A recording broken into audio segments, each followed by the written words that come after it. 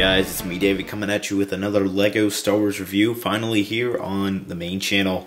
And I've got an exclusive Ultimate Collector Series set for you guys, and it is the R2-D2. Its number is 10225. Its age is 16 plus, and it has 2,127 pieces. And when you break out of the box, it sure looks like way more than 2,000 pieces. This runs for $80.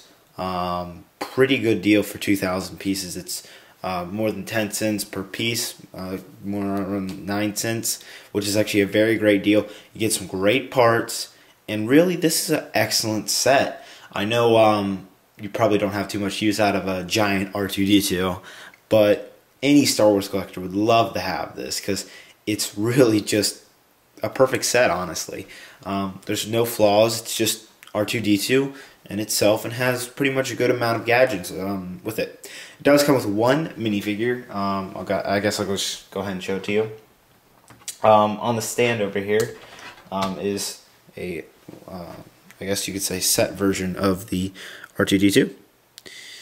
And nothing's new about him. He's not like a special edition one or anything, sadly. But he has his own little stand right there. He gets to sit on. And then you get this, with all the Ultimate Collector Series, you get these boards. And so you can actually just read this, but I'll go ahead and read it for you. So the manufacturer for R2-D2 is Industrial Automation. Model R2 Series Astronomic Droid. Primary function, navigation, repair. Height 1.09 meters. Equipment, holographic projector, spacecraft linkage and control arms, universal computer interface arm, a buzzsaw, a third tread, retractable, and primary sensor color is red. Sorry, I kind of like shaked all over, but I did have to read it. So that's its little Ultimate Collector Series information board, I guess you could call it that, whatever. But anyways, this set had 3 different manuals, so there was a lot of work to it, but I'd say I got it done in about 2.5 hours. It's not too long for 2,000 pieces. About an hour per 1,000 piece. That's not too bad. It was actually a very fun build. I do want to point that out. I actually had a lot of fun building the set because there's not too much technique involved. It's really just, you know, the original build Legos. That's what made it really kind of cool. You also learn a lot of different new techniques. I'm sure a lot of you have always wondered how you make kind of a dome like this. That you finally figure out. I've never knew that, how they make like domes and circle kind of things in Lego. It's quite interesting. So you do learn some new techniques out of this set. The detail on the set is just wonderful. You know, the fact that they really went to all this trouble on the back to really make sure they got every single part of detail there is. Got some nice details down here, very nice details right here. On the back, even have a lot more of details around here. So they really took some time out and made sure that they could fit whatever they could into the model. And honestly, I think they're really nice thing to do for true Star Wars fans and really dedicated Star Wars fans. So I guess I'll go ahead and show you the features. There's, I think, like 5 features to it. The first and of course main feature is the retractable leg and how it sits up. So the way this works is basically take it up. You want to first bring up the legs. It's a little tricky. I'm still getting used to it. You want to bring up the legs to this position, and then in the back, turn around. There is this little switch. You have to put it up to bring it up, and yeah, once you put it in the up position and you bring it all the way up, it stays there. And now when you put the down position, you can drop it like that. So up, it goes up and stays. Down, it goes down and stays. Like that. So, yeah. turning the model around. Oh, let's move this aside. There is, I can zoom in a little bit for you guys. So there's two things right here. I think it's the buzzsaw and like this, the thing that R2 uses to basically open doors. I think it actually says it right here. Universal Computer Interface Arm, that's what it's called, technical term. So on the back, flip it around, there is two little knobs right here. And what happens is there's a mechanism inside the R2-D2. When you build it, you'll find out how this works. It's kind of simple but really easy.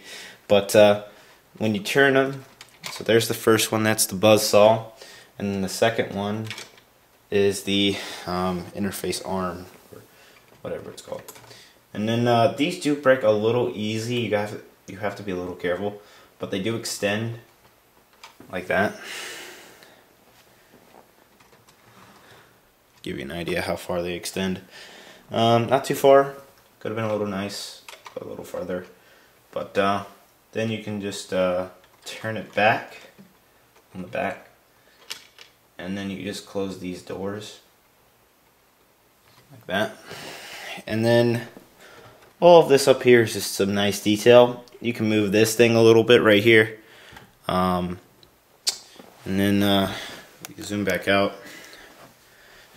Looking at the head, of course, it spins a full 360 degrees.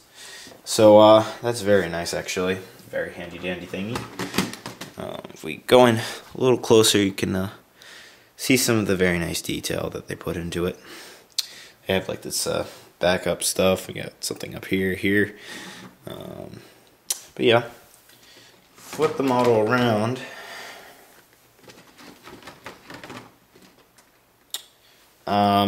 You have your switch right here. There's a better view of those knobs.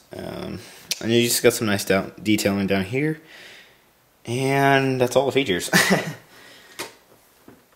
Now, something I actually want to point out is this thing, when it's in this position, it doesn't move. What you have to do is you actually have to pick it up and then put it into that position in order for the third leg to come out. So I just thought I'd point that out. So that's how that works. So R2-D2 is probably the most iconic and famous droid, because he's been in all 6 Star Wars episodes. He's been in the Clone Wars. He's been in all kinds of comics. He's been in Robot Chicken. He's been in all kinds of parodies on YouTube. R2-D2 and of course C-3PO, but R2-D2 the most is probably one of the most iconic characters of Star Wars. So I think it's a great opportunity to pick this up, because he's very famous and anybody around the world could just recognize R2-D2 because he's that big. So right now, probably too late by the time you're looking at this video, but when I got this, since it was the May 4th and 5th program was going on, they were doing a special where you get a R2-D2 poster. And on the poster, it says limited edition.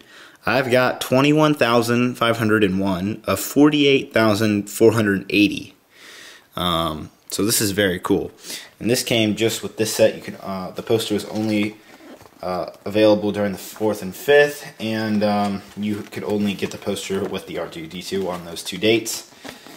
So if we open it up, oh wow, I've never opened this, but here's what it looks like. It says 2012 Ultimate Collector Series R2-D2 set.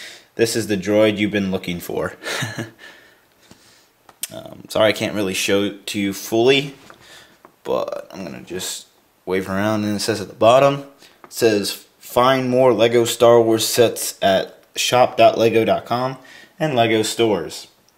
And then it shows the features. Oh, yeah, there we go. I missed a feature. I'll show that in a second. But it shows the actual R2-D2 droid right there. That's actually kind of nice. You got the Lego Star Wars logo with the Darth Maul over in the corners. And I'm just going to fold this back up. So, let's see. Okay. Now,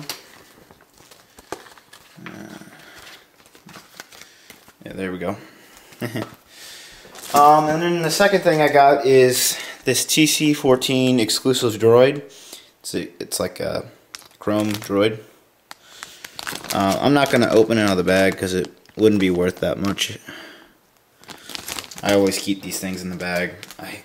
Last year the promotion was a dark or shadow ARF Trooper. I kept that in the bag as well.